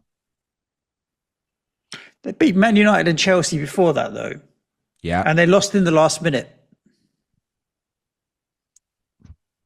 Yeah, but truthfully, Sunderland had a lot of absentees yesterday. and they should have been putting that team away. You only have to look through our Slack community and the chat amongst the Sunderland fans. They thought they were getting walloped. Okay. That's what they were concerned about. None of them were thinking about going there and winning. I'm sure there were Sunderland fans who were thinking they were winning or getting a result. And I realised that particularly in the Derby game, I think people's fear comes out greater. I'm scared of getting... That was the chat, was I just hope we don't get annihilated, was a lot of the chat. They'll obviously be buzzing, and so they should be right now. But to concede in 10 minutes as well, actually, Newcastle... Bad mistake as well. Yeah, and it comes from an error. Luca 9 obviously makes a really bad clearance, and they capitalise it on it really well. It's a good finish from Gordon. But when I was obviously on my way to White Lane, when I saw that Gordon had scored, I thought, there's every chance they'll wallop these. That's what I thought. Because the Sunderland team, we'd had all these like Roves, Reynaldo, Mukiele, Ballard, Lafay. Are they going to make it or they're not going to make it? Not there. Yeah. And Newcastle didn't take advantage of it. And is poor. I know Newcastle also absentees. Bruno Guimaraes has been absent for 2 months. Tonali obviously also a little bit of a miss as well. But I think probably what was key here was that Newcastle didn't get the second goal and have got a real problem with second halves at the moment. It's repetitive. And when you think of Newcastle's Eddie Howe at its best, you think of the intensity elements, don't you? Like Joel Linton, Guimaraes, Tonali right at you. Yeah. Obviously, good trio, so difficult to play against. And I realised that's not there at this moment. But this has been happening all season long, where they're getting worse the longer the game goes on. Now, I think part of that is tactical, trying to use the pace of people like Alanga and transition and stuff like that. But they haven't got legs in the same way. Think back to, remember they played Chelsea in December, they drew 2-2 and they were 2-0 up. And it could have been 3 or 4 up at half time.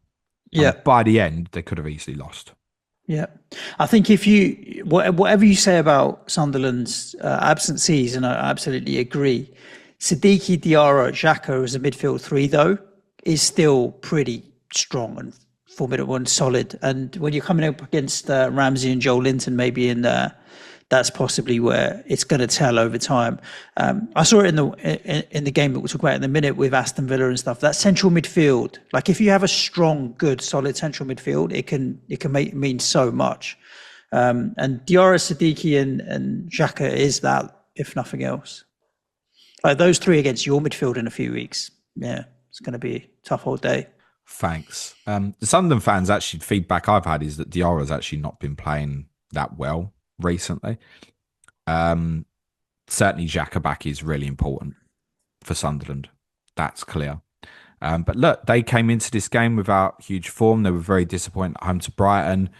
They obviously won at Leeds before that. They did a run of three defeats in 4 before that as well. They picked up a decent point at Bournemouth. They played well in the first half of that particular game. Yeah, it's a super result for Sunderland. It sounds like by the end probably deserved. With Brian Brobby getting the winner. And you owned him for a while, didn't you, Suj? Thanks for reminding me. Well, you might want to own him again very shortly.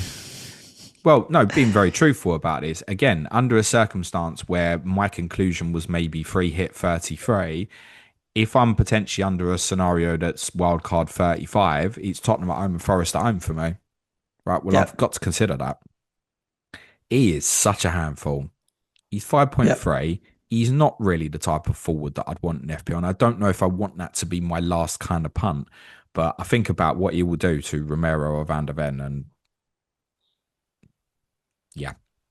So, Brian Brobby, 5.3. If you want an attacking one, truthfully, that's the one I'd go for. Talby's a little bit punty. He's only 4.9. Had a good game, though. Yeah, but I'd feel...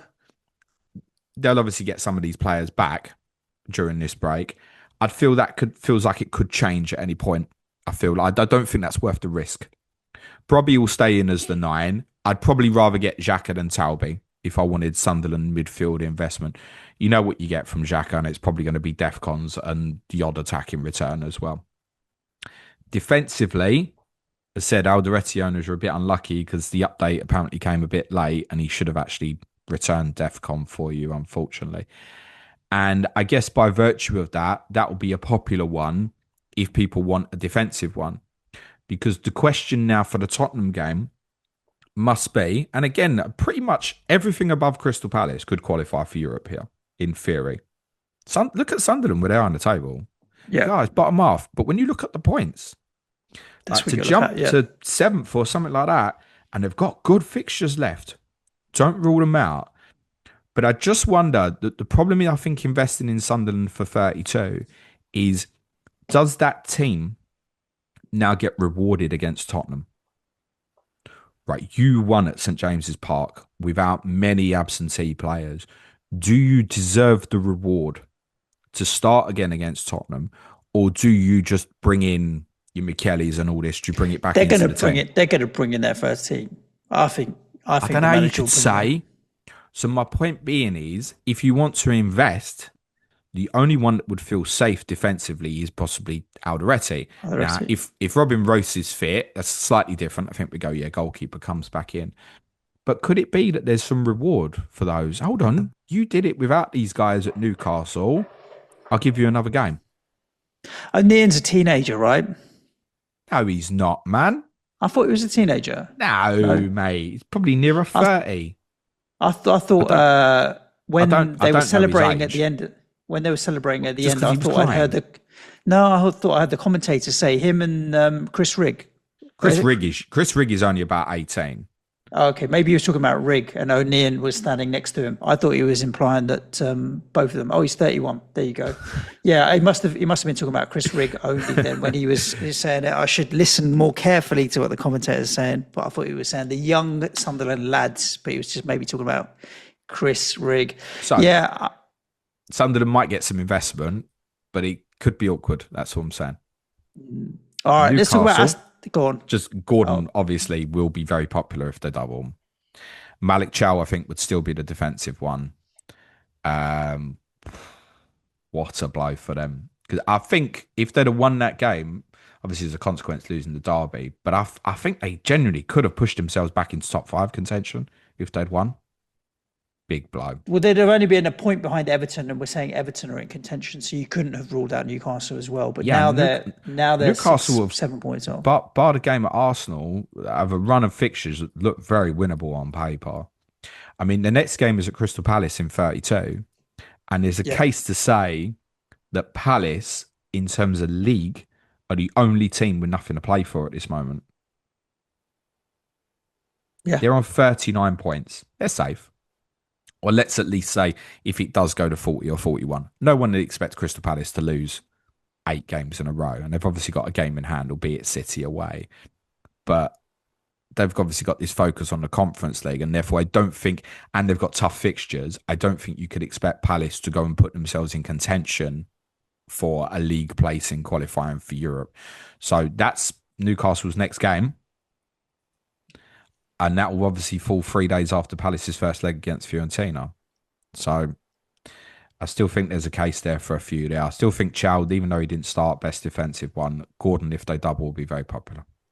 Agreed. Aston Villa 2, West Ham United 0. West Ham rubbish, Aston Villa good. Do I need to talk more about this? Ugh. Do you know what? I do think... I've just had a call. I've got to go. So if you don't want to do West Ham and I don't want to do Tottenham, we just leave it there. I tell you what. Do you know what? I think Liverpool one of us Chelsea, is going, baby. Get used to it. No, I'm not that far yet. We both could still stay up. I don't think Liverpool and Chelsea helped this match at all, because I do think both of them losing for Aston Villa would have been like, oh, do you know what? If we win today and create a little bit of distance, that's actually good. Whereas if they'd closed the gap, I think Aston Villa might have felt a bit more nervy and a little bit more pressure from the game. Obviously, West Ham weren't going to line up in the way that we did. Todibo gets injured in the warm-up. We were going to play the same team as played against Man City with a back 3. We adjust Todibo out, Potts in, playing a different formation. And do you know what? It's easy to say, but I don't think the team had the mentality to figure out, okay, we need to adjust here. And then we were not good from then on in. It's fine. Draw a line under it. West Ham move on. We've got Wolves at home on the Friday night, knowing that if we beat Wolves, we're out of the relegation zone. We'll put a little bit of distance between us and yourselves in terms of 2 points. And we reset and we go again. Every chance that Somerville will be fit again. What I would take away from West Ham's point of view is against City and against Aston Villa, no Somerville, no attacking threat. Like, we didn't look like we could create much at all. You've got Felipe Pablo, who's just a bit of a battering ram and was just running around battering into not very much. Jared Bowen isolated. Castellanos had no impact on the game whatsoever. You replace him with Callum Wilson, again isolated. Traore running down blind alleys. If Matej Fernandez is not involved in the game, which he wasn't great yesterday, we're not going to play well. Mavropanos blocked everything. Yeah, just wasn't great from West Ham. Just wasn't great. But draw a line under it and move on. Do you think... We've got Wolves at home now. That's it. Yeah, and if you win the game, win the bottom three, so I assume that you will do. Out the bottom three, yeah. Do you think, it can be hindsight, I know, but you'd obviously prepared to play in a back 3/5. Should Kilman have just played?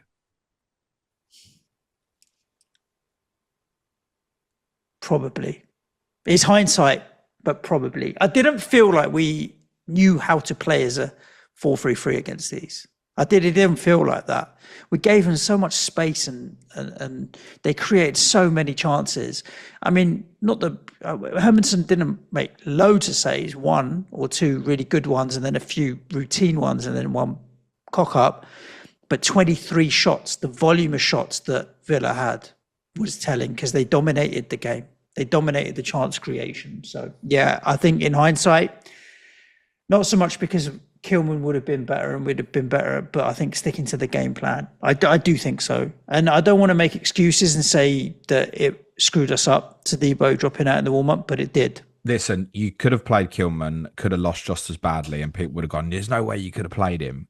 I think it does send quite a negative message that they clearly don't want to use him because ultimately your centre-back has got injured in the warm-up and rather than bring the centre-back that's on the bench on, they've gone, nah, actually don't want to play him, we'll change the system. It's not a good look. That's all I'd say. And I realise he could have played and you might have lost 4-5-0. Like, I get it. It could have done other stuff, right? Like play Walker-Peters and then push Wan-Bissaka into a right-sided centre-half or something like that, and he didn't. True. So, don't know. Look, it is what it is. Villa, on the other hand, I think one thing that they do have is, again, a strong midfield, and that's without Kamara. Tielemans came off the bench. Onana is a very good, strong physical player, and John McGinn has got some leadership quality. Ross Barkley's done all right when he's been needed, and that central midfield area, they bossed it, and that was the foundation that gave them the ability to create chances with Sancho and Rodgers and Watkins, none of whom looked like great, but they also didn't look bad, and they clearly did enough to win the game. Like, I wasn't looking at Villa thinking, right, suddenly winning 2-0 and doing all right, I need to steam in by any stretch, but also they deserve to win the game. No, but very importantly, obviously, they've put themselves a gap. They 5 clear of Liverpool? 5 clear of Liverpool, 6 of Chelsea. Considering they've had a period here where, let's say they've stuttered, with the fixtures they've got left, I really should do this, Villa. They really should finish top 5. I think I've seen it as well, by the way, that I think between the remaining English clubs in Europe, they just need one draw, I think, from any leg to guarantee that for it to go down. Top 5, yeah. That's going to happen. Let's be realistic about it. There's no way they should finish out the top 5 with it. Forest away, Sunderland at home, Fulham away, Tottenham at home, Burnley away, Liverpool at home before they go to City. They really should wrap this up, and I don't think they're going to have to be perfect to do it, because I think the two behind, Liverpool and Chelsea, are probably going to keep falling over each other. So with the gap now, that takes a bit of pressure off. Oh shit, we've lost. We're going to drop out of this. No, you're not. No, you're still there at the moment. So I'd expect them to finish top 5 from here. It's not a coincidence that McGinn's come back and they've looked better. brings important thing, not just in terms of his ability to play multiple positions, but obviously real leadership into that team. And the fact that Tielemans is now back and he'll be available for game week 32 is a big plus for them as well. He's a good player, Yuri Tielemans. So that all looks well for them. But I agree with you, despite the positive fixtures, I don't really want to chase after it for fantasy. We should remain a consciousness here that if they can pull away in the league, maybe all their eggs go into Europa as well. Europa. Right? And why not? So, yeah, absolutely. They've got a great chance in that competition as well. I'm a Rodgers owner.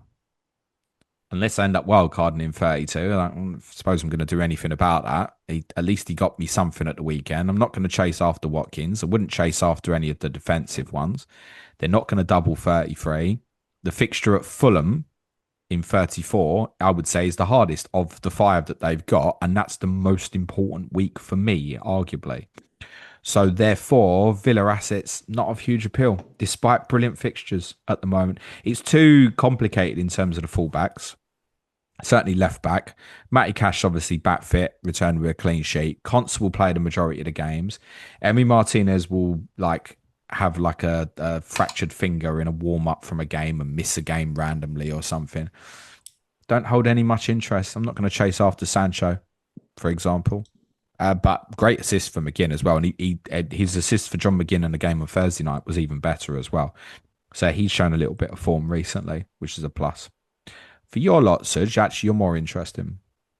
So, questions for you. Hermanson doesn't come out the team, does he? No. No, fine. I know he made a mistake with the goal, but he made some good saves as well. Like, I doubt he doesn't come out the team for me. Okay. No. At 4, I did consider him on wildcard. Like, I'm not going to lie. 4.2, I did consider him. Okay. Forget the money of the pricing of the players. Diouf versus Mavropanos, discuss.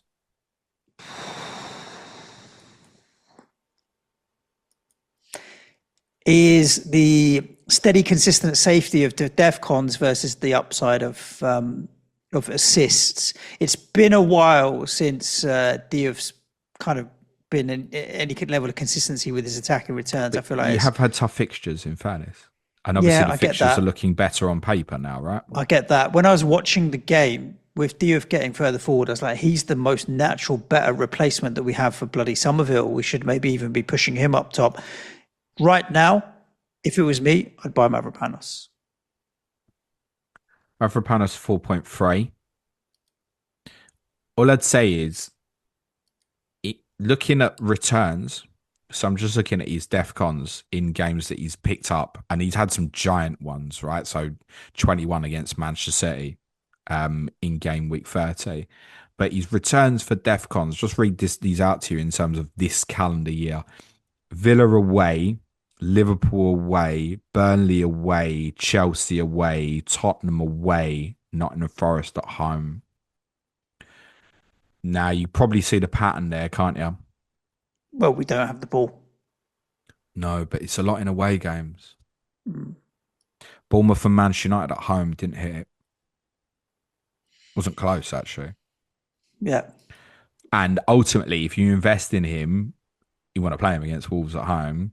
You want to play him against Everton at home. Do you expect DEFCONs in those games?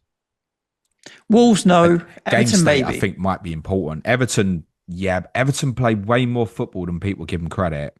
I think they'll use, Wolves, no. okay, Everton, we'll go yes, into Beto if we can, but no, I'm not sure he would. But then if Tolu plays, that would help, wouldn't it? If it's a Rocker there rather than Adam Armstrong, they'll use that option more, you would think.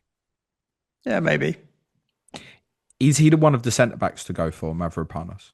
Yeah, I would say so. This Sassy doesn't seem to be getting DEFCONs consistently enough. I'd go Mavropanos. And he has been our best player recently, so yeah.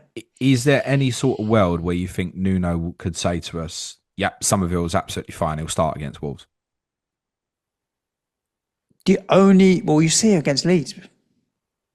Like there's contention, he might be in contention for Leeds, and Leeds is an opportunity to get to Wembley. So if he plays against Leeds, oh, that's true, of course, yeah.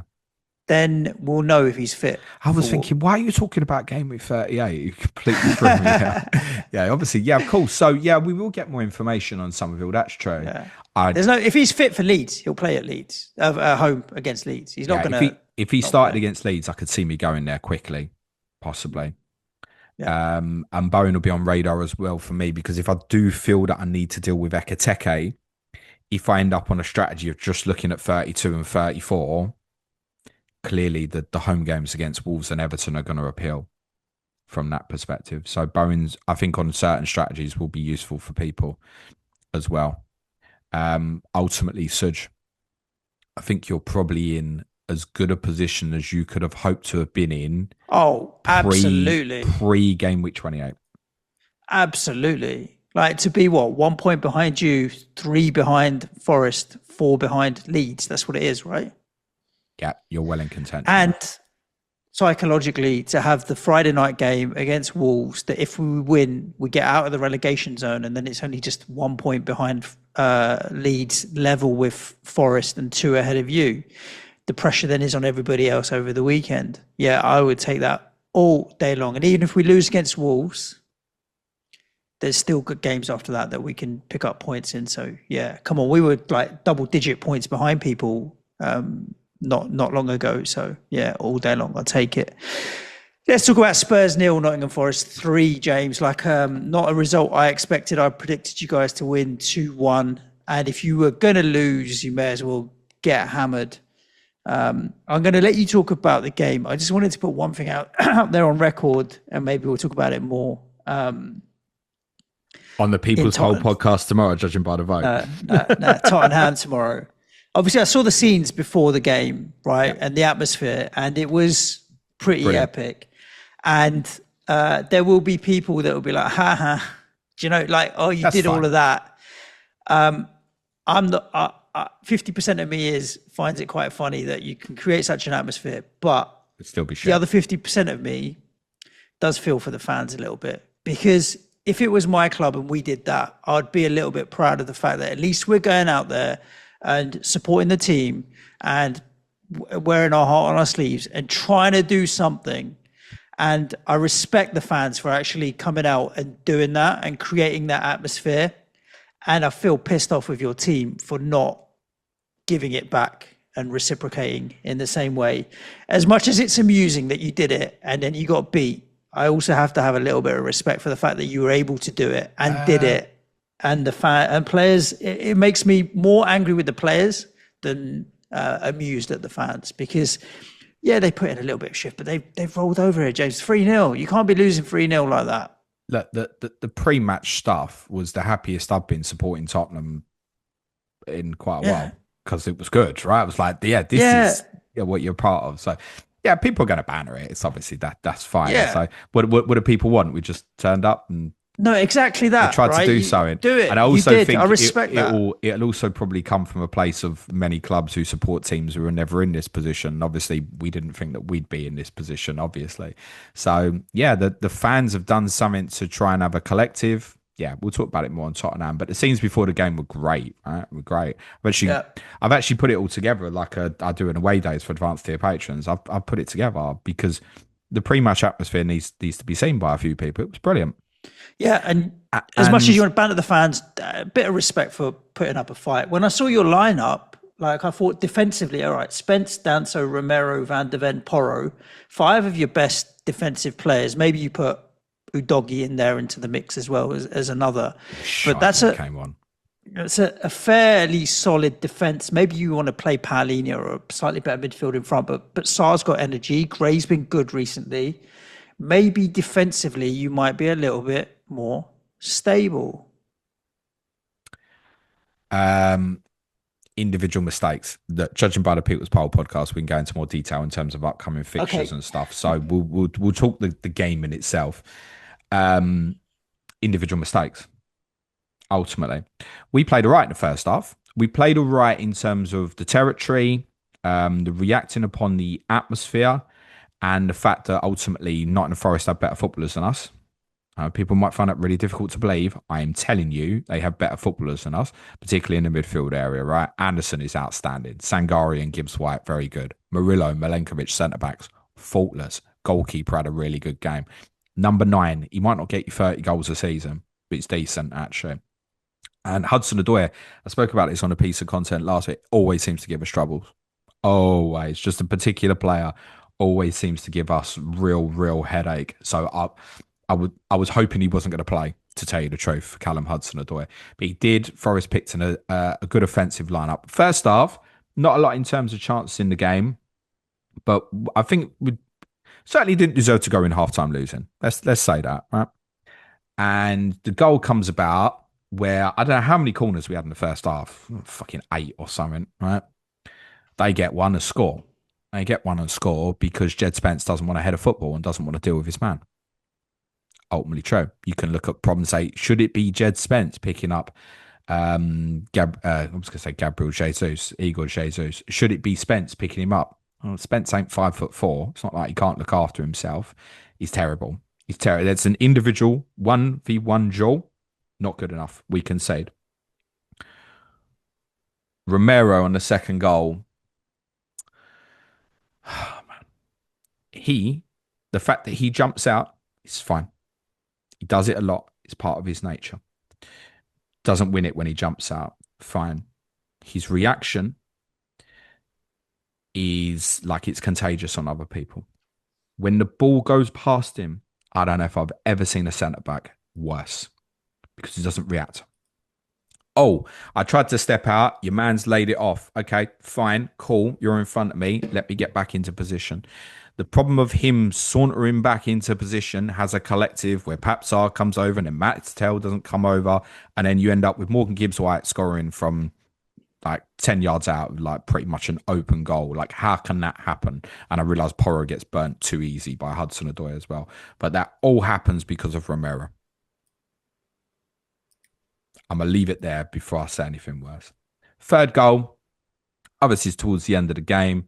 Again, letting them play. But to be fair, incredible delivery from Nico Williams. The two fullbacks for them, very good as well. And very well finished by Owen Yee. I'd highlighted in the build-up to the game that although there was real concerns about Forest scoring goals, actually, away from home, I think they'd scored in 6 in a row in the last away or so. So it's been more of a problem actually for them at the City ground when they've been trying to break teams down like Fulham 0-0, Wolves 0-0, stuff like that. Away from home, they haven't been too terrible. So I think final scoreline 3-0, a little bit harsh. Forest fully deserved to win. Congratulations to them. And from our perspective, the second half was bad. Substitutions didn't particularly work. It got worse from there. And I think Forest built on the confidence of knowing they'd absorbed pressure in the first half without being under true duress, nicked the goal, then felt more confident that they could go and play. And they did play some good stuff in the second half. And they deserved their victory, without a doubt. I would have thought that Tottenham will remove Igor Tudor now. But we know obviously he didn't do the interviews after the game because he's had a bereavement in the family. We don't know what that is at the time of recording. But I imagine Tottenham will probably be sensitive about it for a couple of days and then probably move him on, I would guess. Where the Tottenham go, it's the same answers I've been saying. I have no idea, Suj. I have no idea. But you reckon he's going to go, yeah? Yeah, I think the manner of the way it ended, yeah, I think so. I don't even know if anything else would be better, but I think probably Tottenham are in a position now where they just got to throw a dart at something and hope that someone comes in and takes 6 points from 3 games or 7 points from 4 games. Do you know what I mean? Just someone comes in and you just hope it gets that managerial bounce. It's pretty much the only chance Tottenham have got now. Because ultimately, Tottenham probably need to win 3 of 7 games. And I don't know how many games I have to go back to find the last 3 wins, right? You have to go back to a different calendar year to find 1 win. So, yeah, I mean, it looks bleak. That's the only things that can change this for Tottenham is that, and it hits an immediate bounce, small possibility, or Kudos comes back and tears it up. That's it. Yep. Alrighty. They're not good enough. Forest, really good. I think there's a number of assets you could look at based on a certain circumstance. I think if people end up wildcarding 34, maybe they'd say without the free hit, this might be one for them. Where Forest playing Villa and Burnley at home maybe appeals a bit more. I would expect Sells after his performance yesterday to stay in goal. Milenkovic, Murillo, obviously absolutely fine. Williams will get a bit of attention because the attacking returns, and despite being a fullback, he obviously can chip in with the odd DEFCON as well. If he was to go for an attacking one, it would have to be Gibbs White, I think. And Anderson played deeper yesterday than he has done recently, and that's the main reason why he's banged it on the DEFCONs again. That might change in the 2 home games. Yeah. All right. All right, we let me like that for. I'm glad you lost, but I'm sad you let them win. I don't know where I am. Whatever. Anyway. All right. Look, it is what it is. James, there's 7 games to go. It looks like we're going to discuss it on the People's Poll podcast tomorrow. This is where it's at, truthfully, right? There are 7 games to go, and you need to get 2 more points than Tottenham. It's going to... That's it. There's going to be more ups and downs between now. There's going to be at least 2 or 3 shifts where you think the momentum's gone one way or another, I believe. The rain, unless Tottenham do something soon. There is no momentum. That's the problem. Where's it going to shift? There's only downward momentum. I'm telling you right now, it's not improbable that Tottenham lose every game left. This is what we discussed on COTC. We said with Ricky and Mark last week, we said we felt all the teams down there were capable of maybe putting, say, 10 points on the board in the final 8 games or so, whether that was Forest, Leeds, West Ham or my team. But we said that if one was going to do absolutely shocking, the most likely was Tottenham.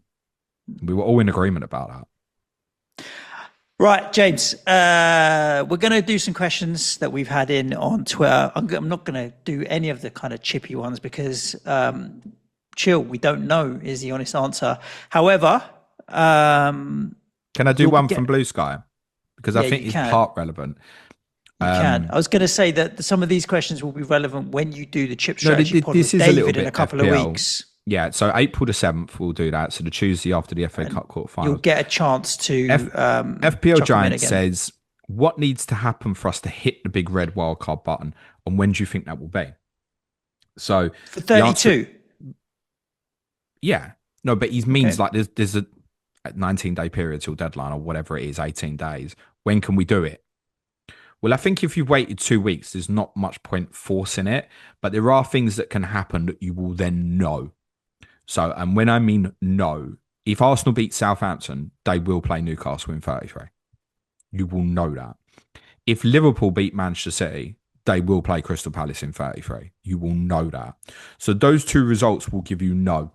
I know these 4 teams are going to double in 33. But having waited that long, 2 weeks into a 3-week period, people ain't going to be jumping up in prices and shit like that. You might as well wait for the clear word on the other fixtures that we can't be certain on, right? And if City win, then I don't think we can be certain what happens. I don't think we can.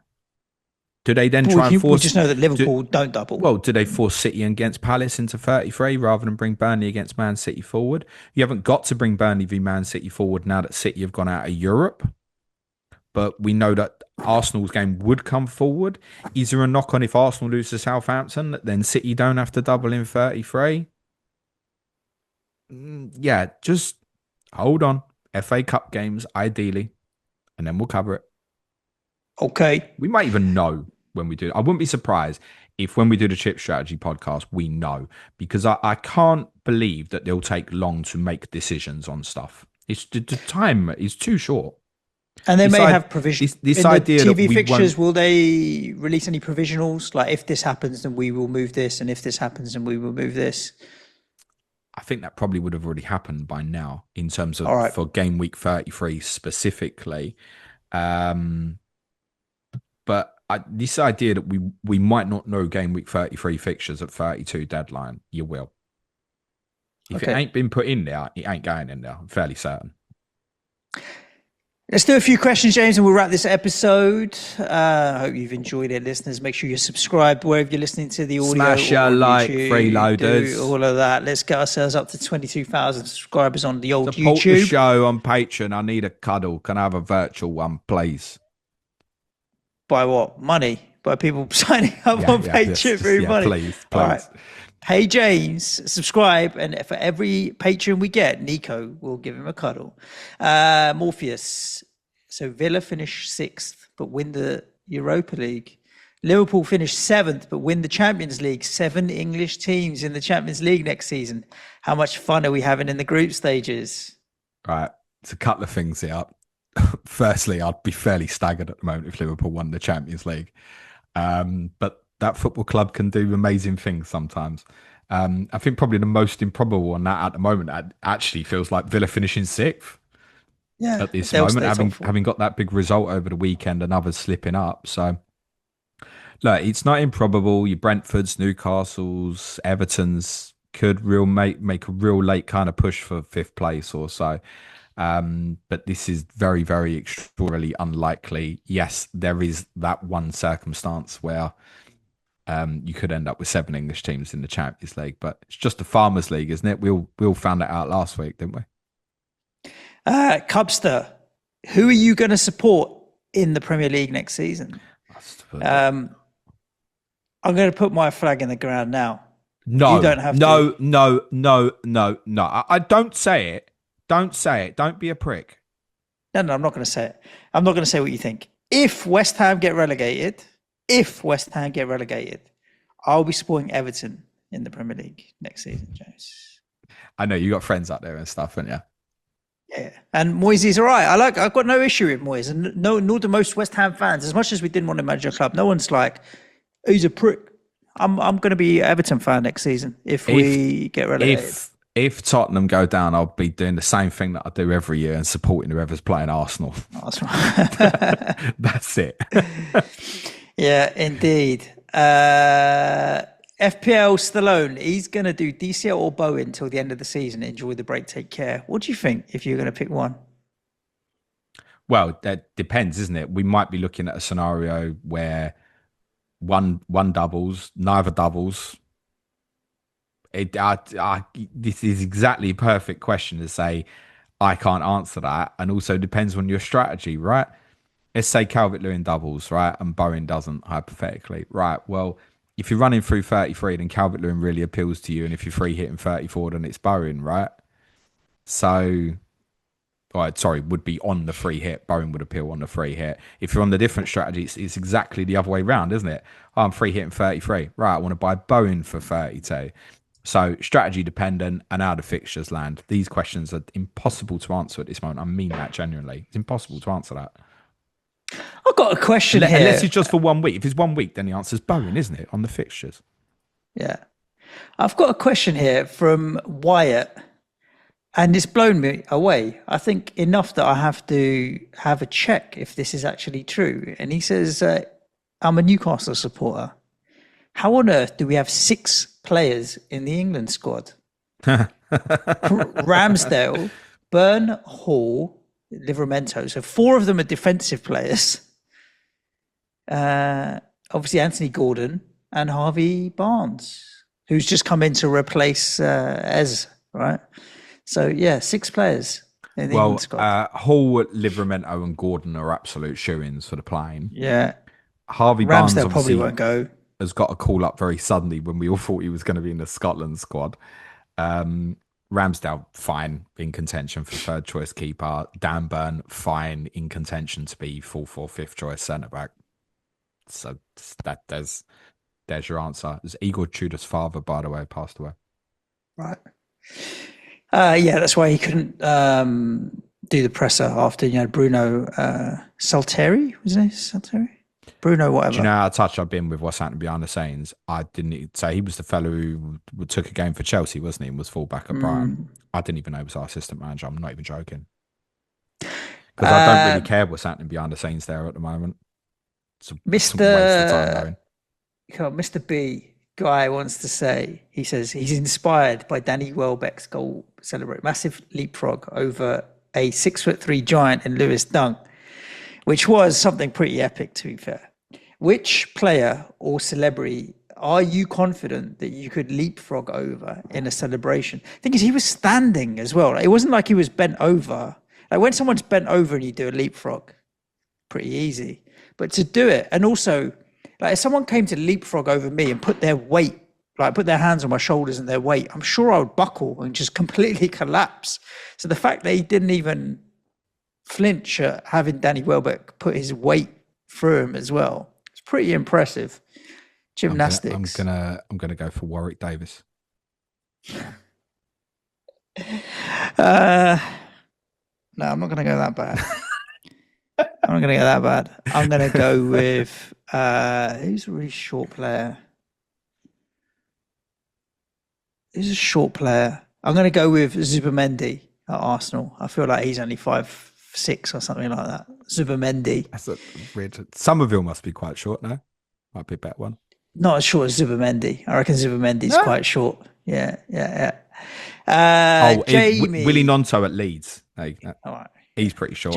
Jamie wants to know how talking about his name before. Yeah.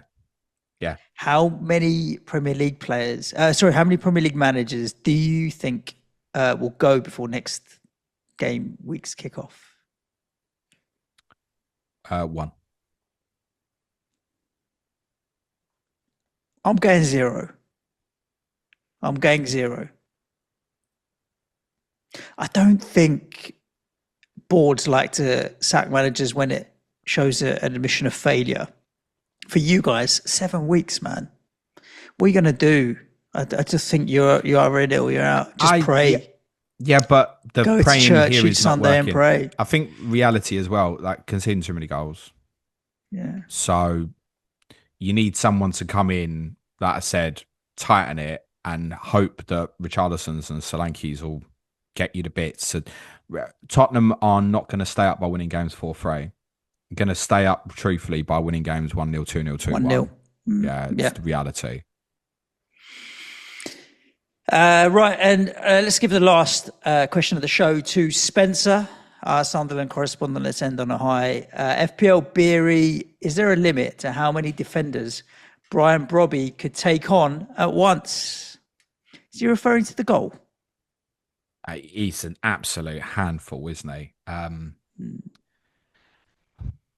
How many can Tottenham pick? I mean, yeah. He's going to give Romero a torrid time. I'm aware. All right, let's call it time on this episode before it gets to 2 hours. Have a virtual cuddle. Enjoy your break. Well, we'll speak before then. Patrons, thank you. Listeners, thank you so much for your ears. Hope you've enjoyed it. Make sure you hit the subscribe button wherever you're listening, and you'll get notified as soon as audio goes live once we're on the air for shows this week and after the 7th of April. In the meantime, though, log out, stay safe, look after yourselves. Ciao for now. Thanks, everyone. Be nice to each other and play it your way. Cue music, please. Man sharp.